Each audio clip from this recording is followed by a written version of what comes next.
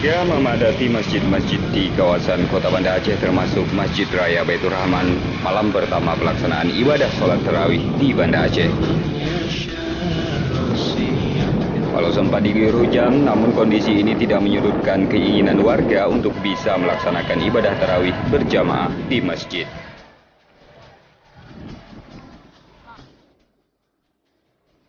Mari kita menyambut dengan hati gembira. Mari kita menyambut dengan hati bahagia.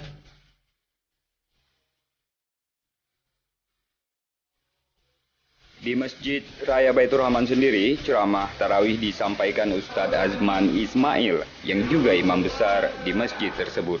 Dalam ceramahnya, ia mengimbau jamaah untuk bisa menghormati bulan Ramadan dan meningkatkan ibadah.